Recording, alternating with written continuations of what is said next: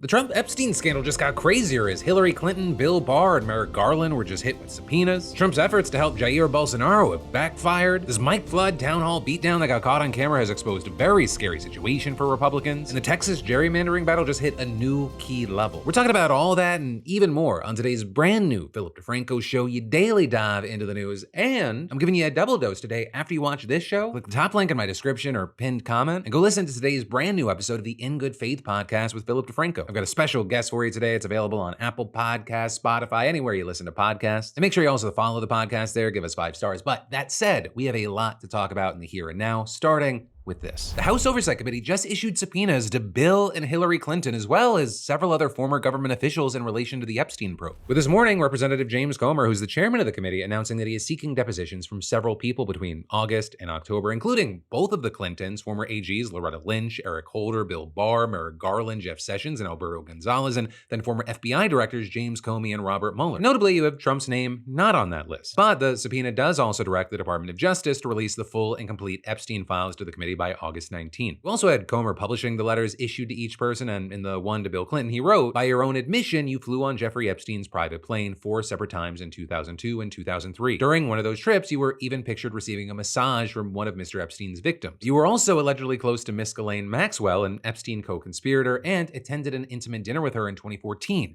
3 years after public reports about her involvement in Mr. Epstein's abuse of minors." But then the letter to Hillary also noting the apparent close relationship that the Clintons had with Epstein and added, "Miss Maxwell's nephew worked for your 2008 presidential campaign and was hired by the State Department shortly after you became Secretary of State." You then had the letters addressed to the several attorneys general, mostly focusing on what role the DOJ played in the Epstein-related investigations at the time that they were the head of the department. And in the letter to Bill Barr, who was AG both under George H.W. Bush and during the latter half of Trump's first term, Comer said, "Your second tenure as U.S. Attorney General beginning in early 2019 coincided with the federal sex trafficking investigation of Jeffrey Epstein, as well as his eventual death while in federal detention. It also coincided with the federal indictment of Miss Ghislaine Maxwell, which stemmed from the Epstein investigation." Now, obviously, it's not clear yet how all of these people are going to respond to the subpoenas, but when it comes to the Clintons, you had people noting they've previously denied any wrongdoing when it comes to Epstein, with a spokesperson issuing a statement back in 2019 saying, "President Clinton knows nothing about the terrible crimes Jeffrey Epstein pleaded guilty to in Florida some years ago, or those with which he has been recently charged in New York." And then further claiming that he only traveled on Epstein's plane in connection with work for the Clinton Foundation, and he had not spoken to Epstein in over a decade. But all of that is, one, you had many people saying, "Hey, do you know who was president when Bill Barr was the AG and who had a long-term intimate relationship with Epstein and was also on his plane? The current president of the United States, why is he not included here?" But then two, it's going to be interesting to see where this Epstein news goes today, because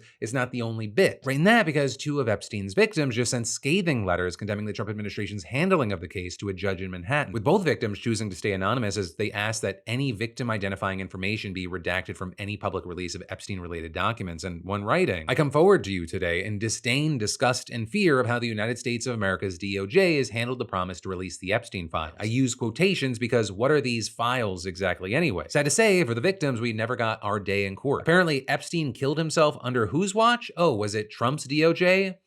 Interesting." And adding, "I am not some pawn in your political warfare. What you have done and continue to do is eating at me day after day as you help to perpetuate this story indefinitely. Why not be completely transparent? Show us all the files with only the necessary redaction. Be done with it and allow me/us to heal. You protect yourself and your powerful and wealthy friends, not enemies, over the victims. Why? The victims know the truth." But then the other letter echoing some of those concerns, questioning the circumstances of Epstein's death, and adding, "I am not sure the highest priority here is the victims, justice for the victims, or combating child exploitation." With that victim then also asking that a third party review the documents before a public release to ensure that no victims' names or likenesses are included, arguing that it is imperative with the scrutiny over this media frenzy that the victims are completely and entirely protected. As far as where Trump was at with this morning, he was on the roof. But hey, we'll continue to have eyes on this, and in the meantime, I'd really love to know your thoughts and reactions to what we're seeing here. And then next up in the news, Republicans, they were getting slaughtered in town halls earlier this year, and then they went away. And I will say, after what happened yesterday, I don't know if many are going to be coming back. And I say that because last night you had GOP Representative Mike Flood from Nebraska holding a town hall in his state where he answered questions from his constituents. The problem there, though, is that Nebraska's Democratic Party were like, "Hey, let's let our people know that this is happening." And they posted the details of the event online and added, "You know what to do." And so when Flood took that stage, the crowd that stared back at him was not a friendly one. And then as soon as he broached the first topic, the big, beautiful bill, he immediately got heckled.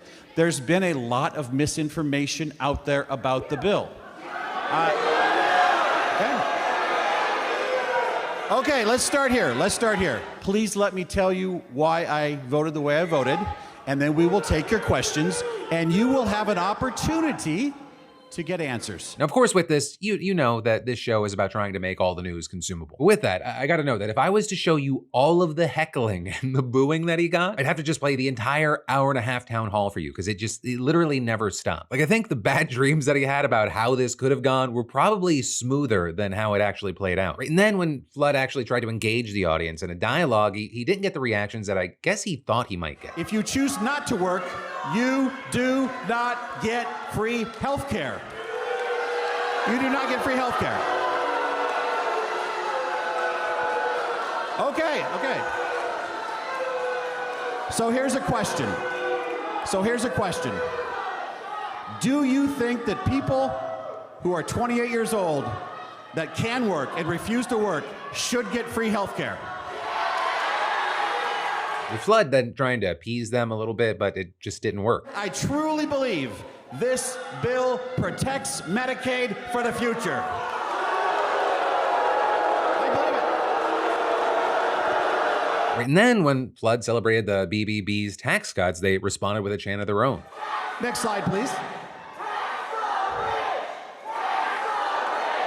No taxes on overtime. With it then getting to a point where the organizers started reading questions that were submitted from constituents, such as, why did you vote for a bill that increases the debt by $3 to $4 trillion? When President Trump passed the 2017 tax cuts, we saw explosive growth in this country.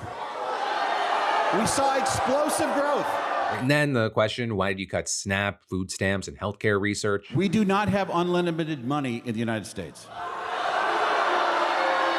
Right, and then they let the audience come up to the mic and ask their own questions directly, and that's where things really hit a different level. With 450 million FEMA dollars being reallocated to open Alligator Alcatraz and 600 million taxpayer FEMA dollars being used to now open more concentration camps, and ICE burning through $8.4 million a day to illegally detain people, how much does it cost for fascism? How much do the taxpayers have to pay for a fascist country?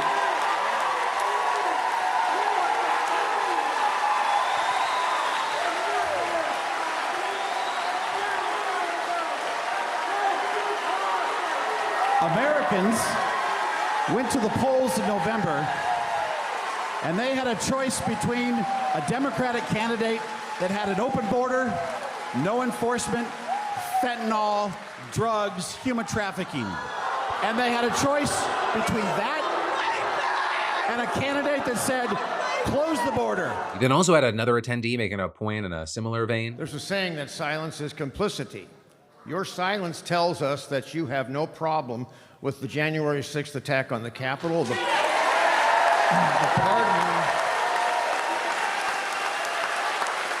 pardoning of all those involved, the big lie about the 2020 election with absolutely no evidence. These are all markers. These are markers of fascism. I have read a dozen or so books on authoritarianism and fascism. You said in Seward that you were not a fascist. Your complicity says otherwise. What is wrong with you? What is wrong with you? Sir, I want to be very clear with you. Fascists don't hold town halls with open question and answer series. And what happened on January 6, 2021 was not right, and I'm on the record saying so. But whether you think that he's a fascist or a fascist enabler or not, he was then also accused of being a capitalist shill. Why does it seem like when you make your voting decisions, they're based on capital rather than the working class? Billionaires and corporations got their tax issues enshrined into law forever, but the working class gets a no tax on tips or overtime that only applies to some of us, and now we wind up in a situation where we are. The Republican Party, now more than ever, represents the heart and soul of the working class. He was then also asked about Israel and Gaza and the funding of Israel. What happened on October 8th was an abomination. Well, October 7th, sorry. I support Israel. No American wants any child, no matter the place they live, to ever suffer. But you got to remember, we're dealing with Hamas. Then, when he was asked about Trump firing the Bureau of Labor Statistics head for publishing jobs data that he didn't like, Flood just played dumb. I don't know what the situation was with the Department of Labor person. Neither do you. I don't know. I will say this, though. If all that person did was get the data out there, if all that, and I don't know that's the case, but if that's all they did, I would not have fired her. I mean, to be honest, but I don't know because things are complicated. Then finally, someone asked the question that really we all knew was coming. Why are you covering up the Epstein files? At the next pro forma session of the Congress, you'll find my name as a sponsor on a resolution from the House Rules Committee to release the Epstein files to protect the victims and not re-victimize them again. I support Jamie Comer, who is the House's Oversight Committee Chairman, subpoenaing Ms. Maxwell later this month to come testify in Washington. I am for the release of those records. So there, I should correct him on a couple of things. First, Comer actually postponed the testimony by Ghislaine Maxwell back to October at the earliest. Right, and that supposedly so the Supreme Court can decide whether to review her case in late September. And second, the resolution he mentioned is non-binding, so it wouldn't actually force Trump to release the files. But then, after some more questions, Flood finally wrapped things up to a chance of vote him out. Thank you very much, and have a safe drive home. Now, obviously, with this, you have to note that the crowd of some 700 there, it didn't reflect all of Nebraska. As I noted before, the Democrats encouraged people to attend, and this was held in Lincoln, which is a relatively progressive city for the state. And all of that as Flood occupies a very safe seat, with him winning his district last year by more than 20 points. Right, and this is not the first time in a town hall where he has faced such a grilling. During another back in May, someone asked him about a line in the big, beautiful bill that stops scores from holding the White House in contempt if it ignores their injunctions, and Flood gave this answer. I am not going to hide the truth. This provision was unknown to me when I voted for that bill. And very notably, Republicans got similar treatment from their constituents as well. The likes of, for example, Senator Joni Ernst going viral for this response to someone yelling that people will die as a result of the Medicaid cuts. Well, we all are going to die. But, it's been a minute, and now this 6-week recess that Mike Johnson called early to avoid voting on releasing the Epstein files, it's ended up being the first time that they've had an extended break since the BBB passed. And so this reception that Flood received, it's what a lot of his colleagues were fearing would happen, which is actually why back in March, with the chairman of the House Republican campaign arm warning his colleagues against doing in-person town halls and suggesting, hey, do virtual events where questions and comments could be filtered. And now it appears that Flood himself agrees, with him telling reporters after yesterday's town hall, "This is my third and final one for the year. We're going to give you all a break," which very much sounds like me on a call that I wish ended 10 minutes ago going, let me give you back your day. Sorry for holding you up. Right, but also, notably with this, you had the New York Times adding here that the 35 House Republicans whose seats are being targeted by Democrats next year, only one of them, Brian Steele, has actually done an in-person town hall, and it did not go well either. But what I view is the moral hazard created by the Biden administration by allowing the U.S.-Mexico border to remain insecure. And so... And you have many arguing that reflects a growing popular frustration with the ruling party, especially on particular issues. I mean, for instance, polling shows that Americans oppose the BBB, seeing it as a handout to the rich that hurts poor people and balloons the debt. And in a recent survey, 70% of people said that Trump is not handling the Epstein case well, with only 18% saying that he is. And of course, the impact of his trade policy, wherever it lands, it's been chaotic, it's going to be felt by a lot of people very directly. So, Democrats, they're wanting to fight that, though really at this point they have no power. And so they're hoping to capitalize on all those weak points going into next year's midterms. Historically, they have a reason to be optimistic there. The first midterm typically punishes the incumbent president's party, and Republicans already have a very slim majority. Democrats only having to net 3 seats in the House to flip it. But for the Senate, which is very different, they would have to flip 4. The one, as we've been talking about, the gerrymandering in Texas and other states, it could give Republicans the seats that they need to hold on to the House. And then as far as the Senate, most of the GOP Senate seats that are up for re-election next year, they're in red states. So it would be a very big uphill battle for the Democrats there. But also, and I always try to stress this whenever we talk about it, as much as people are not liking what Donald Trump is doing and the negative feelings we're seeing against Republicans, that doesn't mean they like Democrats. In fact, voters in one poll this month, they gave the party a 19% approval rating with 72% disapproving. So Democrats, I think they really need to start adding an "and" to where they've been ending their sentences. Or just saying what Trump and Republicans are doing is horrible, it doesn't make a difference if at the end of that sentence you don't go, and this is what I'm gonna do about it, or this is what I can offer. Being against something is only part of a personality. What are you for? And speak like normal ass people. Please do not do such a horrible job one day I have to leave my cushy gig and fucking throw my hat in the ring. I would hate it. And then I've got more news for you in just a minute, but first, summer, it's officially upon us and you need to get out more, right? And with that, we've been giving out $500 every week for over a year thanks to our sponsor over at SeatGeek, and somehow some of y'all still haven't entered for free, which is crazy because right now the lineup is stacked. Lady Gaga, The Weeknd, Morgan Wallen, Lorde, Tate McRae, the Lumineers. It is a wild time for live events. And it's been really awesome seeing so many of you beautiful bastards winning the $500 SeatGeek weekly giveaway and using it to hit up concerts, games, Broadway shows, everything. Just living your best lives, and if you haven't entered yet, it takes like 2 seconds, and next week's $500 winner, it could be you. Right, and for the uninitiated, SeatGeek is the #1 rated ticketing app with over 28 million downloads and tickets to over 70,000 events, sports, music, comedy, theater, you name it. First timers, you download the app, you scan the QR code, or you hit that link in the description, and you use code PHIL for $20 off your first ticket purchase. And then, and this is key, you add code PDS to your SeatGeek account as well. That gets you $10 off any ticket, and it enters you for your chance to win the $500 weekly giveaway, no purchase required. And for SeatGeek vets, you've used SeatGeek before, that applies to you as well. Just add code PDS to your account and you're entered. So hey, scan the QR code or click the link below and use code PHIL and PDS and go make some memories. And then next up, we've got to talk about how Texas Governor Greg Abbott, just a few years ago, he was complaining that it was wrong to use the justice system to target political opponents. And then shortly after the show went out yesterday, he did just that. Because to give you a quick recap, Texas Republicans want to hold a session to vote on a variety of things, including redistricting the state at Trump's command. A move that many have described as Trump trying to steal the election. And state Democrats, they definitely don't have the votes to stop this blatant attempt to gerrymander. So instead, they, I believe the technical term is skedaddled out of the state. So the state legislature, they couldn't hold a quorum. And Abbott was not a fan, and he threatened to arrest them if they didn't return by the afternoon, which they did not. So Abbott, he followed through and said in a statement, Texas House Democrats abandoned their duty and are holding flood relief and property tax cuts hostage. I ordered Texas DPS to arrest and return every derelict House Democrat to the Texas Capitol. This order will remain in effect until all missing Democrats are accounted for. That then followed by this announcement saying I directed the Texas Rangers to investigate fleeing House Democrats for potential violations of Texas law. Any Democrat who solicited or accepted funds to break quorum may have violated bribery laws. Texas Rangers must quickly send any findings to the appropriate prosecutors. With then the Texas House Speaker signing civil arrest warrants for the absent Democrats. Right, and with all that, you'll notice that there's some PR work going on in those statements. Right, Abbott, he never mentions that the Democrats left to protest and stopped redistricting efforts that would egregiously gerrymander the state, instead claiming that they're holding flood relief and property tax cuts hostage. Like any good political spin, there is a grain of truth to that because the entire reason the Texas lawmakers were even supposed to be meeting for this special session was due to the floods that killed over 100 people. But then it could easily be argued that it's actually Abbott and Republicans that are holding all that hostage because they decided, hey, we're also going to gerrymander the district in the middle of a cycle. This is the thing you do every 10 years. It happened 4 years ago, and you're doing it because Trump said, get me 5 seats. And so with all that, you have Democratic lawmakers pushing back at the idea that those were seriously the focus of the sessions. With, for example, State Representative John Boosie III saying, when the governor wants to actually have a special session focused on flood relief, I'll be at my desk. With him then going on to add, I didn't run for office to walk out of the Capitol.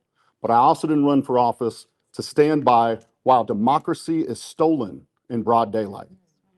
Texas Democrats broke quorum because sometimes the only way to uphold your oath is to refuse to play along with the rigged game. Right, and then he went on to criticize that the special session was supposed to be about saving lives before getting hijacked by the redistricting bill. But instead of holding hearings on flood prevention, Greg Abbott and Donald Trump held 8 hearings on redistricting, not for fairness, not for representation, but to manufacture 5 more Republican seats in Congress to enable Trump to cling on to power. But notably, with that, you had Abbott putting spin on that as well in a post this morning and claiming Texas Democrats abandoned their duties and fled to blue states with gross gerrymandering that has distorted our country's politics. That must change. In Texas, we'll make sure voters can elect the candidate of their choice. Then Trump making similar claims this morning, saying, we have an opportunity in Texas to pick up 5 seats. We have a really good governor, and we have good people in Texas.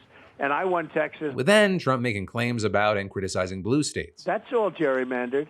California's gerrymandered. We should have many more seats in Congress in California. It's all gerrymandered. Right, and so in general, they're claiming that by gerrymandering Texas, they're actually making the state more representative of how the people actually vote. Now, with that on an even playing field, I'm not going to defend gerrymandering in blue states, especially Illinois. They're not innocent. But to claim that redrawing Texas's districts will better represent voters, it's patently false. Currently, they have 25 Republican representatives and 12 Democrats, so 65% of the representatives are Republican. And then if they shift 5 seats to Republicans, that would mean that almost 79% of the seats are Republican. So then you get to the question of, okay, does that reflect how Texas voted in 2024? And the answer is absolutely not. Just a little over 56% of Texans there voted for Trump. And if anything, 5 seats would need to be given to the Democrats to make the number actually closer to how people voted. But with all that said, getting back to the notion of political theater, for the time being, those arrest warrants, they're largely toothless. Or with legal experts saying that non-criminal warrants like this, they aren't really enforceable outside of state lines. Though for some of the Democratic lawmakers, it doesn't appear like it would even matter. Or you had figures like State Representative Ramon Romero saying things like, I'll pay that price for America. That would be a very small price to pay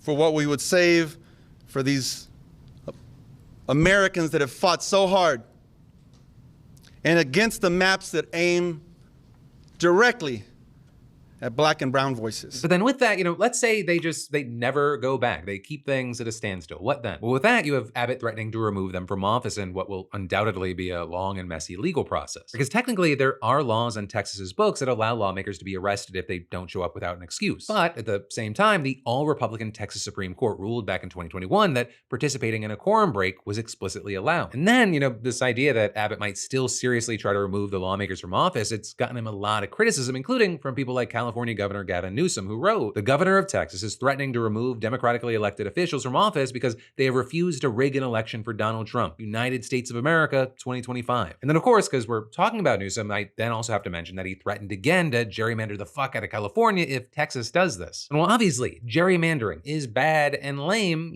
Newsom's threat, it highlights why Texas's moves here are so dangerous. Normally, this is a fight that happens once every 10 years and then it's put on ice. But if states start to decide, they can just draw new maps whenever in order to consistently affect elections, then it's going to be complete chaos. The second one state abandons even pretending to represent voters, every other state feels like they're going to have to do the same or just get walked over, which is why we're seeing states like Illinois getting asked if they're going to try to redraw their maps. And there you're seeing things like Governor J.B. Pritzker saying it was possible and that lawmakers had to put everything on the table. And then in New York, you have lawmakers introducing an amendment to the state's constitution that would allow them to redraw district maps before a census. I mean, it's such a ridiculous situation that we're even seeing some Republican lawmakers trying to put a stop to it despite Trump wanting to find more Republican seats. I mean, you've got people like Representative Kevin Kiley, a California Republican, who wants to introduce a bill today that would pause any redistricting effort nationwide and nullify new maps made before the 2030 census. Well, also, before you give him too much credit, his seat is probably one of the ones that are going to get gutted. But, with all that said, it does look like this is a situation that is going to continue and simmer, especially as Texas Democrats are still refusing to come back to Texas. And as I was finishing recording, the state legislature once again had to end its session after failing to reach a quorum. But, in the meantime, one, I'd really love to know your thoughts here, and two, actually go more into detail on this and my thoughts and how I think this is going to play out on today's episode of In Good Faith with Philip DeFranco. So definitely check out that top link after today's show. There's a lot to chew on here. And then I've got more news for you in a second, but first, what's wild? Your privacy is worth less than a gas station coffee because it's already been sold 5 times over. And an unfortunate true story, cops in some states, they're not even bothering with warrants anymore. They're just buying your data from shady brokers. And that's one of the reasons I use today's sponsor, Incogni. They actually fight back. Incogni scrubs your personal information, name, email, phone number, shopping history, even your family ties from the dark corners of the internet. Right? All those creepy people finder sites, gone. And trying to do this manually, it's a full-time job, but Incogni automates the process so you don't have to drown in opt-out forms. You get a dashboard, ongoing removals, and now with the unlimited and family unlimited plans, you can flag even more sites for takedown. I mean, seriously, Google yourself. It feels like you've been digitally doxxed. And with custom removals, you just say,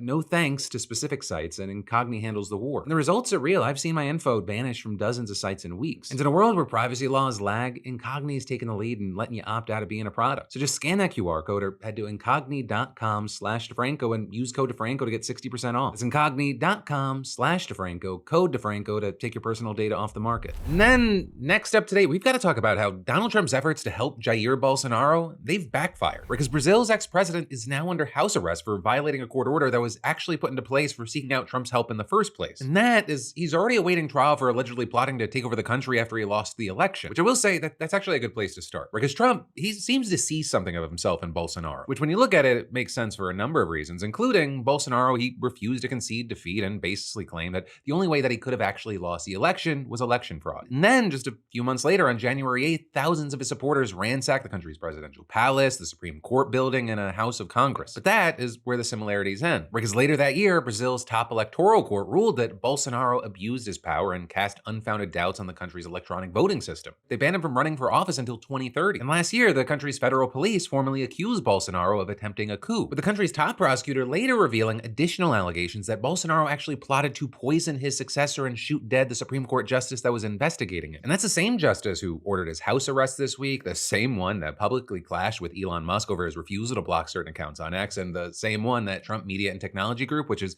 majority owned by Trump and runs his Truth Social site, sued earlier this year. Also, as far as other connections, one of Bolsonaro's sons who served as a congressman in Brazil moved to the United States, and since March, he's reportedly been roaming the halls of the White House trying to convince people in the administration to help his father. And while very likely it wouldn't have required much prodding, if there was prodding, it clearly worked. Right, last month, you had Trump threatening that tariffs on Brazilian imports would go up to 50%, with him calling the case against Bolsonaro a witch hunt and also citing a non-existent trade deficit. And last week, you had him making good on that threat, which actually makes the tariffs against Brazil the highest of any that Trump has actually gone through with, and arguably with even less economic justification. And that's not even all of it there. You had the White House hitting that Supreme Court justice with sanctions and accusing him of authorizing arbitrary pretrial detentions and suppressing freedom of expression. But then, in turn, the judge labeling Trump's actions as part of an illegal and immoral effort to obstruct justice. An effort the judge said was being engineered by a group of Brazilian traders who had lobbied foreign authorities to carry out hostile acts against the country's economy. And there, of course, he's referring to Bolsonaro and his allies, including his son, who, wouldn't you know it, is now reportedly seeking U.S. citizenship to avoid going back to Brazil. And actually, with that, the judge specifically cited the younger Bolsonaro's lobbying as a justification for an order last month that banned his daddy from going on social media and making him wear a tracker bracelet on his ankle. With that, then bringing us full circle, because that's the order that the judge says that Bolsonaro has now violated. Or with him pointing to the fact that Bolsonaro recently appeared virtually at a protest via phone call with his other son, with that one being a senator in Brazil, and you had the judge writing in his decision that the former president had used the social media accounts of allies to share messages containing, quote, clear encouragement and incitement to attack the Supreme Federal Court and overt support for foreign intervention in Brazil's judiciary. And then adding that Bolsonaro had repeated his unlawful conduct in an even more severe and defiant manner, and saying that he continued to urge and incite a foreign head of state to take measures aimed at unlawfully interfering with the normal course of judicial proceedings. Now there you had Bolsonaro's lawyers denying that he violated any order, saying that they would appeal the decision. But then also, notably, the U.S. State Department came out with a statement condemning the order very, very fast, accusing the judge of using Brazil's institutions to silence opposition and threaten democracy, and adding, the United States will hold accountable all those aiding and abetting sanctioned conduct. And while it's not clear yet exactly what that would look like, what the further efforts to hold accountable would look like, as far as the things that the United States has tried so far, you have many saying that it's backfired. I mean, you've seen a lot of anger getting directed at the Bolsonaros for bringing Trump down on the country, all while the country's current president seemingly getting a bump in the polls because he's being defiant of Trump. But this is far from over. We're gonna have to see where things continue to trend, and also if and how the US gets involved even more. And then, next up today, let's talk about Attorney General Pam Bondi now ordering an investigation into whether or not Obama officials manipulated intelligence while assessing Russian interference in the 2016 election. In this, it comes as members of the Trump administration have been trying to focus on 2016 a lot lately, with many describing this as yet another Trump distraction from the just numerous numbers of scandals, including the Trump-Epstein scandal. But with that, you've had Tulsi Gabbard releasing documents that she controversially claimed proved wrongdoing in the Obama administration, and the DOJ then opening a task force to look at those claims. Trump himself even accusing Obama of treason. Now you've got Bondi launching a probe, with a source even telling the AP that she directed a prosecutor to present evidence to a grand jury. Though I will say, right now, it's not clear which officials will be targeted or which prosecutors will be involved in the investigation. But still, I mean, we could see big consequences. I mean, this could make way for an indictment against whichever officials are investigated. So it's no surprise that you had the AP explaining that, quote, the development is likely to heighten concerns that the Justice Department is being used to achieve political ends. Right? Because multiple intelligence reports have already found that, yes, Russia did indeed seek to sway the 2016 election in Trump's favor. The Mueller report even landed convictions for Trump allies, though it didn't prove any collusion between Russia and members of the Trump campaign. And then in 2020, a bipartisan review from the Senate Intelligence Committee likewise found interference and concluded that Obama officials acted without political bias while assessing that interference. And a very key thing is that current Secretary of State and then Senator Marco Rubio even signed off on the investigation and said that while the Trump campaign did not collude with Russia here, there was still irrefutable evidence of Russian meddling. And so seemingly because of that and numerous other reasons, you had a former unnamed DOJ official slamming Bondi's move to NBC News and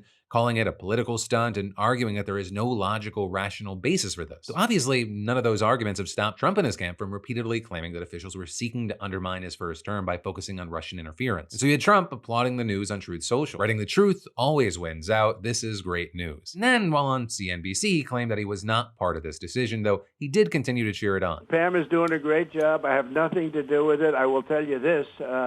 They deserve it. I was happy to hear it. I actually read it just like you did. I have nothing to do with it. And you had Trump then going on to again claim that the 2020 election was rigged as well. So, he's kind of playing the hits. But then a White House spokesperson releasing a statement saying this effort aims to provide the American people with the truth about the extent to which former government officials worked to sabotage the Trump administration and undermine the will of the American people in a clear attempt to subvert our constitutional republic. This is a spokesperson for Obama already slammed the claims as bizarre and a distraction. But still, distraction or not, this does appear to be moving forward and it could affect a lot of people. And that, my friend, you beautiful bastard, is where today's show is gonna end. But one, remember there's even more we gotta talk about today. I got a brand new episode of the In Good Faith podcast. You should definitely check it out. Top link in the description. I had Dan Pfeiffer on, who I think woke up this morning wanting to fight. And two, no matter what you do, I'll see you right back here tomorrow because, of course, I'll have a brand new show for you. So thank you for watching. Stay safe out there, stay sane out there, and I'll see you then.